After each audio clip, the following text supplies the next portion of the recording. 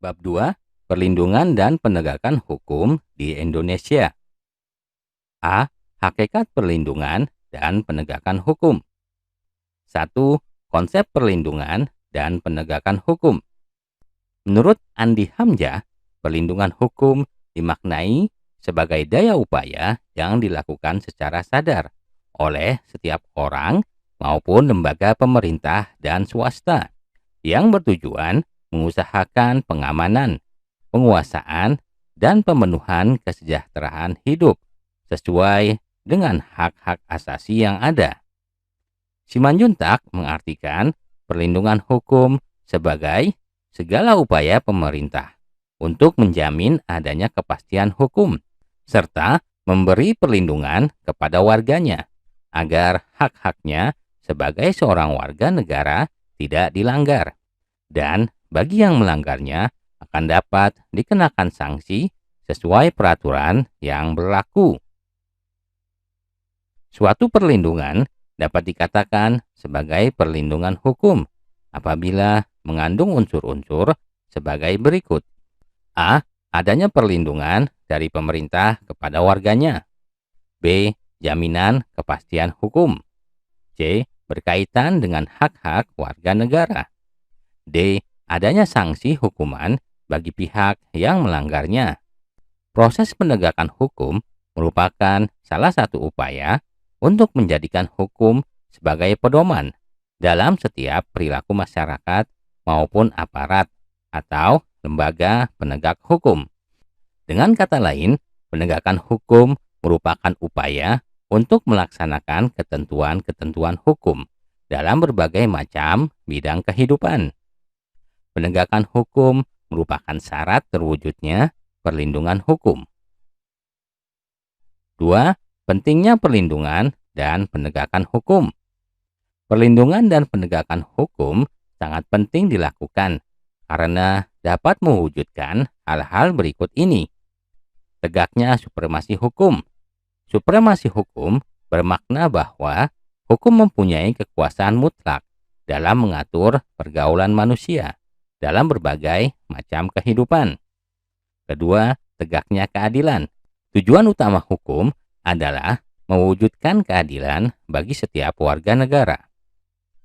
Ketiga, mewujudkan perdamaian dalam kehidupan di masyarakat. Perdamaian akan terwujud apabila setiap orang merasa dilindungi dalam segala bidang kehidupan.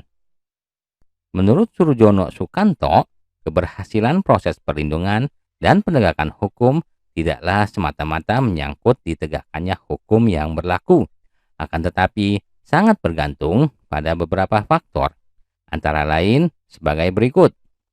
Pertama, faktor hukumnya. Dalam hal ini, yang dimaksud adalah undang-undang yang dibuat tidak boleh bertentangan dengan ideologi negara. Kedua, penegak hukumnya, yakni pihak-pihak yang secara langsung terlibat dalam bidang penegakan hukum. Penegak hukum harus menjalankan tugasnya dengan baik, sesuai dengan peranannya masing-masing yang telah diatur dalam peraturan perundang-undangan. Ketiga, masyarakatnya. Warga masyarakat harus mengetahui dan memahami hukum yang berlaku, serta menaati hukum yang berlaku dengan penuh kesadaran akan pentingnya dan perlunya hukum bagi kehidupan masyarakat.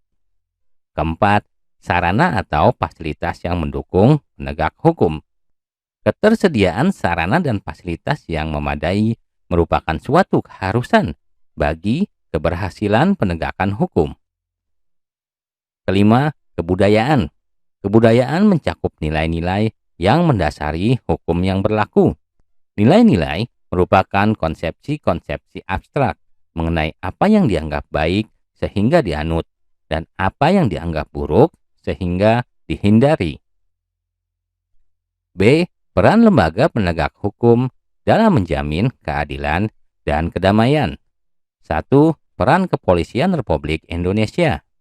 Kepolisian Republik Indonesia atau yang sering disingkat Polri merupakan lembaga negara yang berperan dalam memelihara keamanan dan ketertiban masyarakat, menegakkan hukum serta memberikan perlindungan, pengayoman, dan pelayanan kepada masyarakat dalam rangka terpeliharanya keamanan dalam negeri. Selain itu, dalam bidang penegakan hukum, khususnya yang berkaitan dengan penanganan tindak pidana, sebagaimana yang diatur dalam KUHP, Polri sebagai penyidik utama yang menangani setiap kejahatan secara umum dalam rangka menciptakan keamanan dalam negeri. Pasal 16 Undang-Undang RI Nomor 2 Tahun 2002 tentang Kepolisian Republik Indonesia telah menetapkan kewenangan sebagai berikut. A. Melakukan penangkapan, penahanan, penggeledahan, dan penyitaan. B. Melarang setiap orang meninggalkan atau memasuki tempat kejadian perkara untuk kepentingan penyidikan. C. Membawa dan menghadapkan orang kepada penyidik dalam rangka penyidikan. D. Menyuruh berhenti orang yang dicurigai dan menanyakan serta memeriksa tanda pengenal diri. E. Melakukan pemeriksaan dan penyitaan surat. F. Memanggil orang untuk didengar dan diperiksa sebagai tersangka atau saksi. G. Mendatangkan orang ahli yang diperlukan dalam hubungannya dengan pemeriksaan perkara. H. Mengadakan penghentian penyidikan. I. Menyerahkan berkas perkara kepada penuntut umum. J. Mengajukan permintaan secara langsung kepada pejabat imigrasi yang berwenang di tempat pemeriksaan imigrasi dalam keadaan mendesak atau mendadak untuk mencegah atau menangkal orang yang disangka melakukan tindak pidana. K. Memberikan petunjuk dan bantuan penyidikan kepada penyidik pegawai negeri sipil serta menerima hasil penyidikan penyidik pegawai negeri sipil untuk diserahkan kepada penuntut umum. L. Mengadakan tindakan lain menurut hukum yang bertanggung jawab, yaitu tindakan penyelidikan dan penyidikan. 2. Peran Kejaksaan Republik Indonesia. Kejaksaan Republik Indonesia adalah lembaga negara yang melaksanakan kekuasaan negara, khususnya di bidang penuntutan. Adapun yang menjadi tugas dan wewenang kejaksaan dikelompokkan menjadi 3 bidang. Yang pertama di bidang pidana. 1. Melakukan penuntutan. 2. Melaksanakan penetapan hakim dan putusan pengadilan yang telah memperoleh kekuatan hukum tetap. 3. Melakukan pengawasan terhadap pelaksanaan putusan pidana bersyarat, putusan pidana pengawasan, dan keputusan lepas bersyarat. 4. Melakukan penyidikan terhadap tindak pidana tertentu berdasarkan undang-undang. 5. Melengkapi berkas perkara tertentu dan untuk itu dapat melakukan pemeriksaan tambahan sebelum dilimpahkan ke pengadilan yang dalam pelaksanaannya dikoordinasikan dengan penyidik. B. Di bidang perdata dan tata usaha negara. Kejaksaan dengan kuasa khusus dapat bertindak, baik di dalam maupun di luar pengadilan, untuk dan atas nama negara atau pemerintah. C. Dalam bidang ketertiban dan ketentraman umum. 1. Meningkatkan kesadaran hukum masyarakat. 2. Pengamanan kebijakan penegakan hukum. 3. Pengawasan peredaran barang cetakan. 4. Pengawasan aliran kepercayaan yang dapat membahayakan masyarakat dan negara. 5.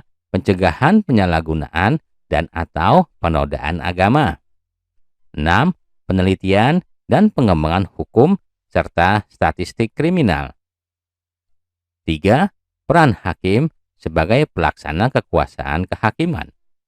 Hakim adalah pejabat pengadilan negara yang diberi wewenang oleh undang-undang untuk mengadili. Mengadili merupakan serangkaian tindakan hakim untuk menerima, memeriksa, dan memutuskan perkara hukum berdasarkan asas bebas, jujur, dan tidak memihak di sebuah sidang pengadilan berdasarkan ketentuan perundang-undangan. Dalam upaya menegakkan hukum dan keadilan serta kebenaran, hakim diberi kekuasaan yang merdeka untuk menyelenggarakan peradilan. Dengan kata lain, hakim tidak boleh dipengaruhi oleh kekuasaan-kekuasaan lain dalam memutuskan perkara. Apabila hakim mendapatkan pengaruh dari pihak lain dalam memutuskan perkara, cenderung keputusan hakim itu tidak adil, yang pada akhirnya akan meresahkan masyarakat, serta wibawa hukum dan hakim akan pudar. 4. Peran advokat dalam penegakan hukum. Advokat adalah orang yang berprofesi memberi jasa hukum, baik di dalam maupun di luar pengadilan.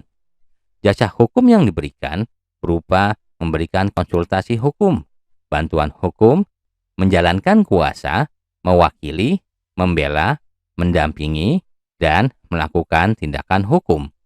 Melalui jasa hukum yang diberikan, advokat menjalankan tugas profesi demi tegaknya keadilan berdasarkan hukum untuk kepentingan masyarakat pencari keadilan, termasuk usaha memberdayakan masyarakat dalam menyadari hak-hak fundamental mereka di depan hukum.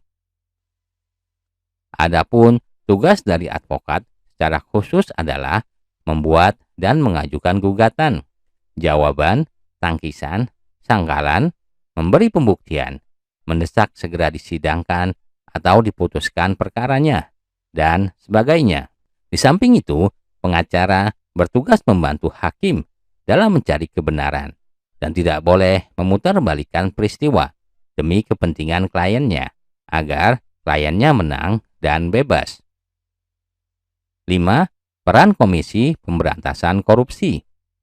Komisi Pemberantasan Korupsi, disingkat KPK, adalah sebuah komisi yang dibentuk pada tahun 2003 berdasarkan Undang-Undang Republik Indonesia Nomor 30 Tahun 2002 tentang Komisi Pemberantasan Tindak Pidana Korupsi.